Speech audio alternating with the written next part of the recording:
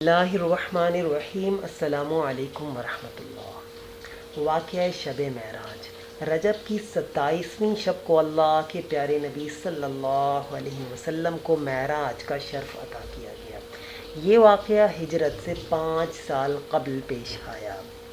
علماء کرام نے کتابوں میں لکھا ہے کہ اس دن کفار نے آپ صلی اللہ علیہ وسلم کو بہت ستایا تو آپ صلی اللہ علیہ وسلم اپنی بہن ام ہانی کے گھر تشریف لے گئے اور وہاں آرام فرمانے لگے۔ ادھر اللہ کے حکم سے حضرت جبرائیل علیہ السلام 50,000 فرشتوں کی بارات اور براق کو لے کر حاضر ہوئے۔ براق ایک جانور ہے جس پر اللہ کے رسول سوار ہو کر معراج کا سفر کیا۔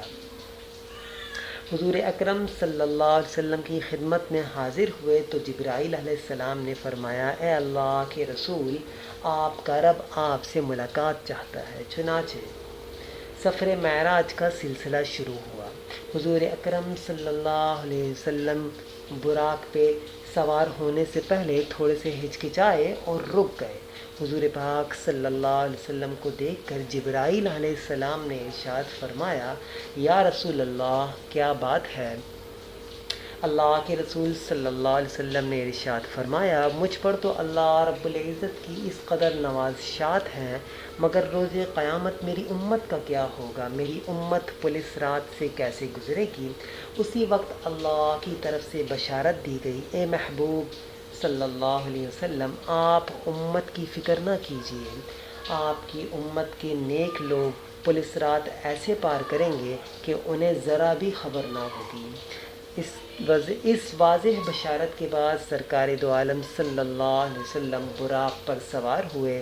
جبرائیل امین نے رکاب تھامی، میکائیل علیہ السلام نے لگام پکڑی اور تقریباً 50,000 فرشتوں کی پوری بارات اللہ کے رسول کے ساتھ ہو لی۔ براق کی تیز رفتاری کا یہ عالم تھا کہ جہاں تک نظر کی حد تھی وہاں وہ قدم رکھتا تھا۔ براق کا سفر اس قدر تیزی کے ساتھ ہوا کہ جس تک انسان کی عقل پہنچ ہی نہیں سکتی۔ ایسا لگتا تھا ہر طرف موسم بہار آ گیا، چاروں طرف نور ہی فرت۔ حضرت عبداللہ بن مسعود رضی اللہ عنہ سے روایت ہے کہ معراج کی شب رسول پاک صلی اللہ علیہ وسلم کو 3 چیزیں عطا دی گئیں۔ سب سے پہلے نماز کا تحفہ، اس کے بعد سورہ بقرہ کی آخری آیات، اور نمبر 3 پر امت میں سے جس نے شرک نہ کیا ہو اس کی بخشش اور مغفرت۔ رسول پاک صلی اللہ علیہ وسلم نے بیت المقدس میں انبیاء علیہ السلام کو نماز پڑھائی۔ انبیاء کی 7 صفیں تھیں اور 3 صفیں مرسلین کی تھیں، اور فرشتوں نے بھی ان کے ساتھ نماز پڑھی۔ یہ آپ صلی اللہ علیہ وسلم کی خصوصیت ہے اور اس میں یہ حکمت تھی کہ ظاہر کیا جائے کہ آپ صلی اللہ علیہ وسلم تمام انبیاء کے امام ہیں۔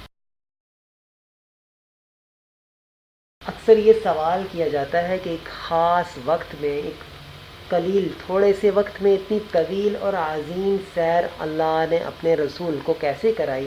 علماء نے یہ نکتہ بیان کیا ہے کہ نبی کریم صلی اللہ علیہ وسلم بمنزلہ روح ہیں اور یہ کائنات بمنزلہ جسم کے ہے، اور جب جسم سے روح نکل جائے تو جسم مردہ ہو جاتا ہے، اور جب حضور پاک صلی اللہ علیہ وسلم اس کائنات سے نکل گئے تو یہ کائنات مردہ اور ساکن ہو گئی اور وقت وہیں رک گیا، اور جب آپ صلی اللہ علیہ وسلم اس کائنات میں واپس آئے تو یہ کائنات پھر زندہ اور متحرک ہو گئی۔ آسمانوں، زمینوں، سورج اور سیاروں کی گردش جہاں تک پہنچی تھی وہیں رک گئی، اور جب آپ صلی اللہ علیہ وسلم کائنات میں داخل ہوئے تو وہ گردش وہیں سے پھر شروع ہو گئی، اور آپ گھر آئے تو آپ کا بستر اسی طرح گرم تھا اور زنجیر بھی ہل رہی تھی جو دروازے پہ لگی ہوئی تھی، وضو کا پانی بھی جاری تھا۔ جن چیزوں کے ساتھ حضور پاک صلی اللہ علیہ وسلم کی معراج کا تعلق تھا انہیں اللہ نے اپنے حال پر متحرک رکھا اور ان کے علاوہ باقی کائنات کو بے جان اور ساکن کر دیا، اور جب آپ صلی اللہ علیہ وسلم واپس سفر معراج سے تشریف لائے تو پھر ہر چیز وہیں سے حرکت کرنے لگی، سبحان اللہ، جہاں آپ چھوڑ کر گئے تھے، امت کے لیے شب معراج کے وظائف حضرت ابو ہریرہ رضی اللہ عنہ سے روایت ہے کہ جس نے ایک دن میں یعنی معراج کے دن 100 مرتبہ سبحان اللہ و بحمدہ پڑھا تو اس کے گناہ مٹا دیے جائیں گے، خواہ اس کے گناہ سمندر کے جھاگ کے برابر ہوں یا اس سے بھی زیادہ ہوں۔ اللہ پاک عمل کی توفیق نصیب فرمائے۔ السلام علیکم ورحمۃ اللہ۔